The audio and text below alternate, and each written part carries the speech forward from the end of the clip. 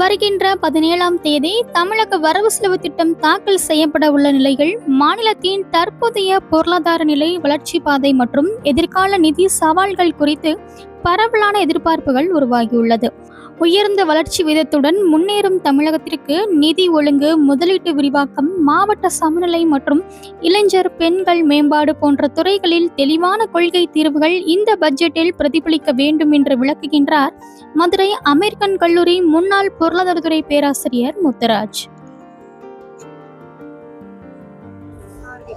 வணக்கம். சமீபத்தில் வெளிவந்த எக்கனாமிக் சர்வே 25-26 குறிப்பாக இந்திய அரசாங்கத்தால் வெளியிடப்பட்ட அந்த அறிக்கையின்படி தமிழக பொருளாதாரம் மிக நல்ல நிலையில் இருக்கிறது என்று குறிப்பிடுகிறார்கள். வளர்ச்சி விதத்தின் அடிப்படையிலும், மேனுஃபேக்சரிங் செக்டர் அடிப்படையிலும், குறிப்பாக ஒர்க்கிங் விமன் பார்ட்டிசிபேஷன் அந்த அடிப்படையிலும், இப்படி ஒரு 10 காரணிகள் அடிப்படையில் இந்திய பொருளாதாரத்தில் தமிழக பொருளாதாரம் மிக முக்கியமான பங்கு வகிக்கிறது என்று பார்க்கிறோம். அதே சமயத்தில் எக்கனாமிக் சர்வேயில் குறிப்பிடக்கூடிய 2 மிக முக்கியமான விஷயங்கள், தமிழக பொருளாதாரம் மற்ற சில மாநிலங்களும் கூட அதிகமான கடன் பெற்று வளர்ச்சி திட்டங்களே கவனம் செலுத்துகிறார்கள் என்று கவலை தெரிவித்திருக்கிறார்கள். குறிப்பாக டெட் க்ரோத் ரேஷியோன்னு சொல்கிறோம், கடனுக்கும் வளர்ச்சி வீதத்துக்கான தொடர்பு.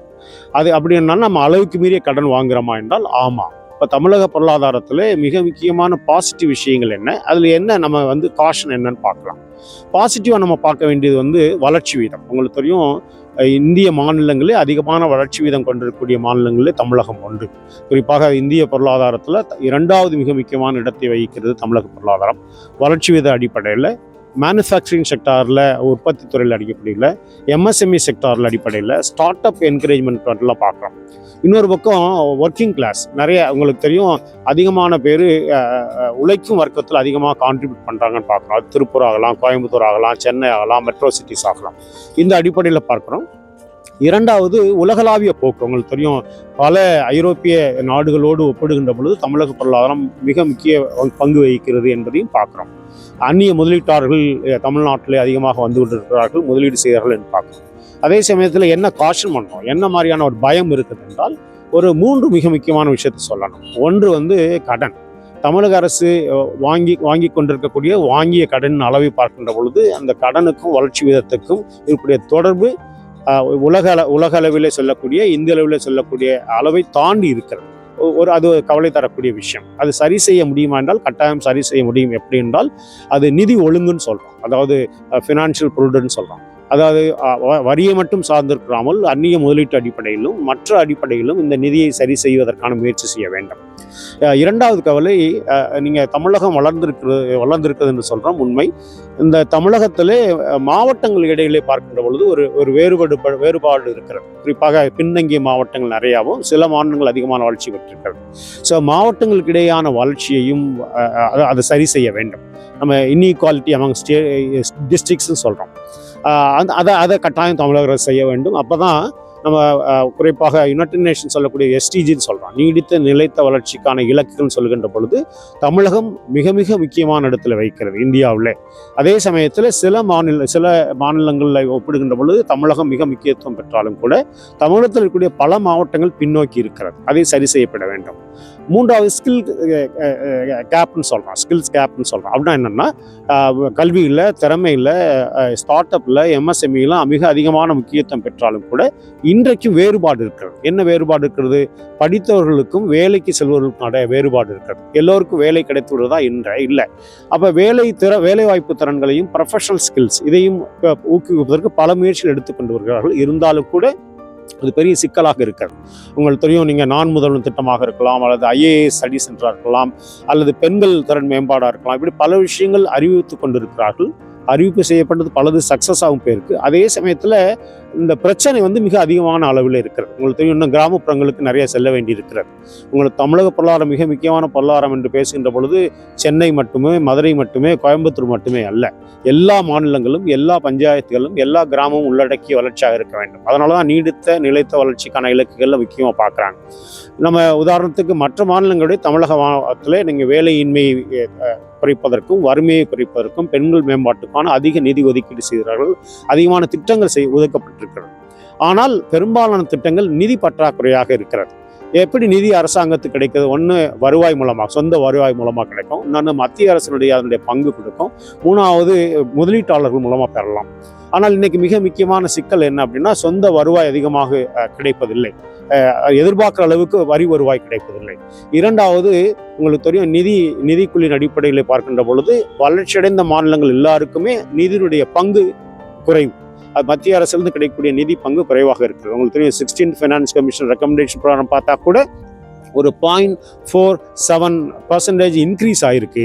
ஆனால் அதனுடைய பங்கு எதிர்பார்த்த அளவுக்கு இல்லை. குறைந்தது ஒரு 3-4% அதிகரிக்கும் என்று எதிர்பார்த்தோம், ஆனால் கிடைக்கவில்லை.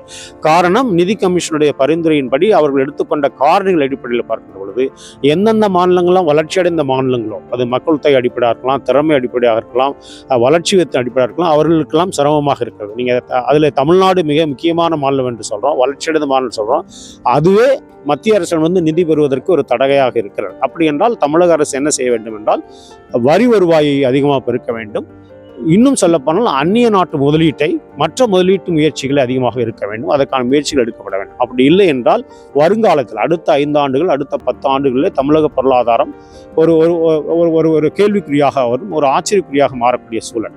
இன்றைக்கு இருக்கக்கூடிய போக்கு இன்னும் 10 ஆண்டுகள் 20 ஆண்டுகள் போகப்பட வேண்டும் என்றால் முதலீட்டை பெருக்க வேண்டும். அது உள்நாட்டு முதலீடாக இருக்கலாம், அல்ல அந்நிய நாட்டு முதலீடாக இருக்கலாம்.